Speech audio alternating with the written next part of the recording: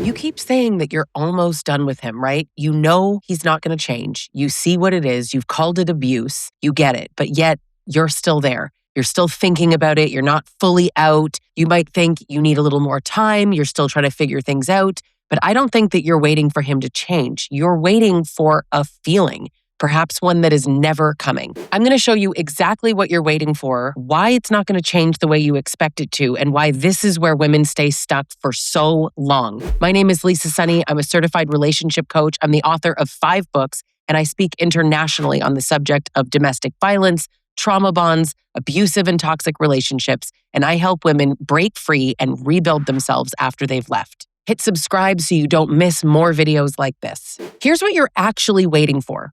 Women tell themselves all the time that they need more information, more clarity, more certainty, right? People are waiting for a feeling. You want to know that it's right, that he's definitely not going to change, that it's for sure abuse, and then you'll leave. Unfortunately, it usually works the complete opposite, and you need to take action and the feeling will follow. So many women think that they'll just know when it's time, right? Like something's going to click, you'll feel it, you'll wake up one day and be like, I'm done, that's it. You think that it's going to be a very decisive, obvious, and final feeling. It almost never is. But here you are waiting. Maybe you're waiting to feel detached or to not care, to not miss him, to not cry, to not feel that like anxiety just beating out of your chest, to not feel conflicted. But if you're expecting that to be the order that things happen, like feeling first, action second, that's actually what's keeping you exactly where you are. The attachment doesn't actually disappear first, right? It doesn't stop. It stays active. It stays loud. If you're in a trauma bond, which is an unhealthy attachment that exists in any relationship where there is abuse mixed with kindness, so it sort of oscillates between like kindness and cruelty, it creates this really deep attachment called a trauma bond. And if that's what you're experiencing, these are extremely resistant to change. Even if you are not in an official trauma bond, these relationships create so much deep attachment and so much confusion that it is incredibly hard to just decide to leave. So even when you know exactly what it is, even if you can name the relationship and say this is abusive, the knowing is not going to change anything because you're still feeling a pull. Honestly, speaking of oscillation, right? We're also going through these 2 feelings, hot, cold, love, hate. I know I need to leave him, but oh my God, I can't leave him. These feelings draw you in and keep you there. So if that's where you are, if you're waiting for a feeling, keep listening. Your nervous system is attached. It's used to the cycle, right? It's used to him. It's used to all the highs and lows, and it's not just going to shift on command. It doesn't follow logic. You don't logic your way in, so you can't logic your way out. Your nervous system is actually following familiarity and repetition. So even when you know, you're still going to feel sucked back into this relationship. Trauma bonds also mimic love. So most people who are feeling this deep attachment also are like, but I love him. Now, you can be trauma bonded and also feel like, actually, I don't love him. I kind of hate him, but I can't get one foot in front of the other. I can't seem to leave. I can't seem to get over him. That is still a trauma bond. And it just feels like this constant contradiction. But this is the pattern of an abusive relationship, hot and cold.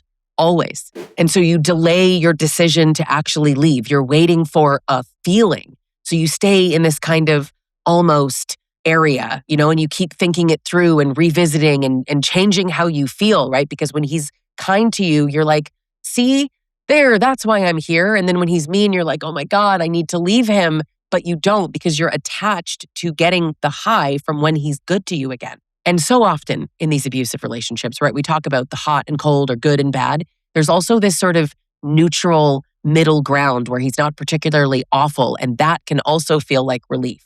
So even if you're not getting the flowers and the love bombing and breadcrumbing that some people are getting, you can still be really attached when you're going from lows to neutral. Neutral feels amazing. The absence of abuse can feel amazing. Most people don't want to leave until they are certain. And that makes sense, except that that's not how it's going to work here. And I get it because most people, you don't want to make a mistake. You don't want to act too soon, leave and be wrong. You don't want to regret it. So you're waiting until it feels right, until you have this feeling of certainty that actually makes sense to you because that's how people make decisions, right? That's how you've made decisions before.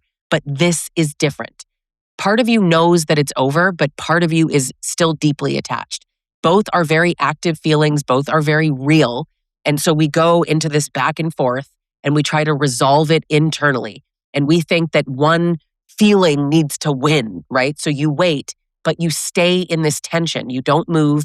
You stay in this weird, horribly painful middle ground. So I'm going to tell you what actually moves you forward, because it's not the feeling just disappearing or the attachment just going away, vanishing. You don't love him anymore.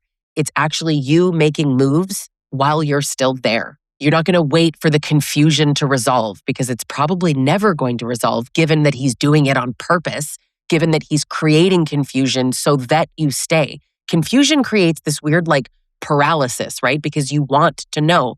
Human beings want certainty. That is how our brains work. So it makes sense that you want it, but you need to understand that if this is not how it's going to happen, the action has to happen first. And I need you to trust that your feelings are going to follow. If you've been waiting to just feel done before you leave, can I just ask you to kind of ask yourself here, how long have you been waiting for this feeling? How many months, how many years have you been going back and forth? How long have you been checking in with your feelings and using your feelings, which change all the time, as your decision point? You're not going to make this change until you decide to change. Enough bad has happened. You don't need to wait for the next horrible thing, for him to cheat on you or call you names or hit you. None of that is going to change anything. You already have enough information. It's time to take action. You've already made the decision. You're just afraid. If you're waiting for the feeling, it's not going to happen. I want you to make this move based on what you know logically, not on what you feel.